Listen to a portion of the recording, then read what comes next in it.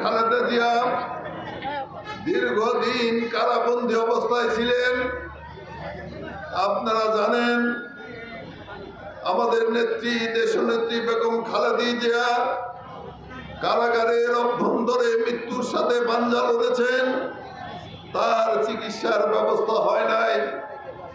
ডাক্তাররা বারবার তাকে বিদেশে পাঠানোর জন্য চেষ্টা করেছেন উন্নত চিকিৎসার জন্য, কিন্তু তার চিকিৎসার জন্য তাকে দেশের বাইরে যেতে দেওয়া হয় নাই। স্লো পয়জনিং করে আমাদের দেশনেত্রী বেগম খালেদা জিয়াকে হত্যা করার ষড়যন্ত্র করা হয়েছিল। প্রিয় বন্ধুগণ, কোন ষড়যন্ত্র কাজ হয় নাই, বরং করুণাময় আল্লাহ তাআলা আমাদের নেত্রীকে আজকেও জীবিত রেখেছেন। আমি আপনাদের কাছে অনুরোধ করব, আপনারা সকলেই আজকে দোয়া করবেন আমাদের নেত্রী যাতে সুস্থ হতে পারে, আমাদের নেত্রী যাতে দীর্ঘায়ু লাভ করতে পারে, আমাদের নেত্রী যাতে বাংলাদেশের নেতৃত্ব দিতে পারে, বাংলাদেশের জনগণের নেতৃত্ব দিতে পারে, দেশের স্বাধীনতা এবং সার্বভৌমত্বকে শক্তিশালী করার জন্য, বাংলাদেশকে সারা বিশ্বের বুকে একটি শক্তিশালী রাষ্ট্র হিসাবে তৈরি করার জন্য তিনি যাতে কাজ করতে পারেন, সেই জন্য আমরা সকলেই আজকে তার জন্য পরম করুণাময় আল্লাহ তাআলার কাছে আমরা দোয়া করব। আমরা অন্তর থেকে দোয়া করব। আমরা যারা এখানে আছি সকলেই আমরা অন্তর থেকে তার জন্য দোয়া করব। প্রিয় বন্ধুরা আমার, আপনারা জানেন আমাদের নেত্রীকে তত্ত্বাবধায়ক সরকারের আমলে বিদেশে যাওয়ার জন্য বলা হয়েছিল।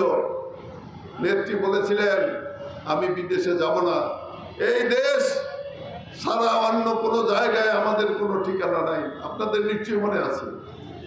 এবং তিনি এই দেশে ছিলেন।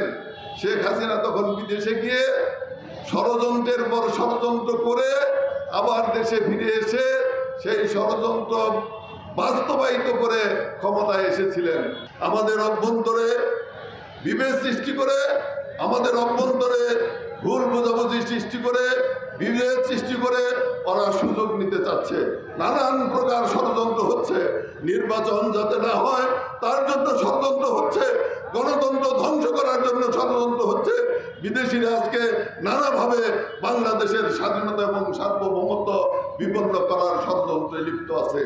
তাই আমি আপনাদেরকে অনুরোধ করব, প্রিয় ভাইয়েরা আমার, এই ষড়যন্ত্রকে মোকাবেলা করতে হলে, গণতন্ত্র প্রতিষ্ঠা করতে হলে, নির্বাচনকে সঠিক সময়ে এই বাংলাদেশে যদি আমরা করতে চাই, তাহলে অবশ্যই আমাদের সুশৃঙ্খল বাংলাদেশ জাতীয়তাবাদী দল গঠন করতে হবে। সমস্ত অঙ্গ সংগঠনগুলোকে সুশৃঙ্খল থাকতে হবে, যাতে করে ওই স্বৈর শাসনের যারা ফ্যাসিস্ট শাসনের দাবিদার ছিল, যারা ফ্যাসিস্ট লালনের তলবিবাহ ছিল, তারা যাতে কোনো ক্রমে বাংলাদেশের স্বাধীনতা, বাংলাদেশের সার্বভৌমত্বকে নস্যাৎ করতে না পারে, সেই কারণে আমাদের ঐক্যবদ্ধ থাকতে হবে।